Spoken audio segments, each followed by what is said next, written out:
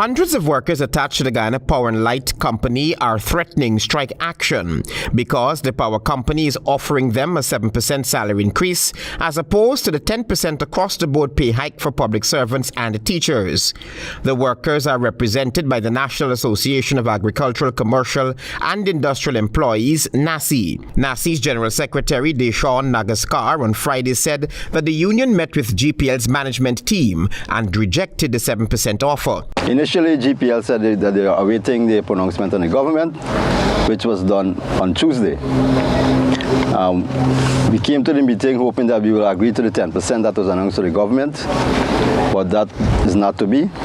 Nagasar said that since teachers, sugar workers and other public servants will benefit from the government's announcement of 10%, GPL's 7% offer is insulting. The government pronounced a 10% increase to 2024, 8% increase to 2025, also with some in-scale movements, additional increases. We at GPL is asking that we are willing to accept the 10% increase.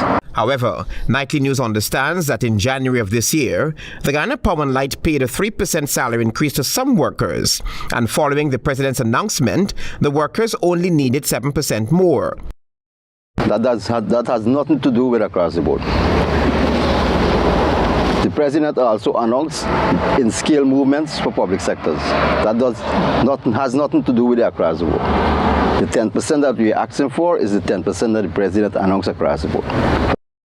The NAACIE's General Secretary believes that the offer by the Guyana Power Company is unfair to the workers. As up to yesterday, we agreed to 10% with Guyana, the same NAACIE for the junior staff of Guyana and the private salary of Guyana. Right? We signed a 3-year agreement for the 10%, the 8%, and the 9% across the board. Right? Public servant already accept the 10% across the board. Negotiations between NAACIE and the Guyana Power and Light remain stalled up until Monday. Travis Chase, HGP Nightly News.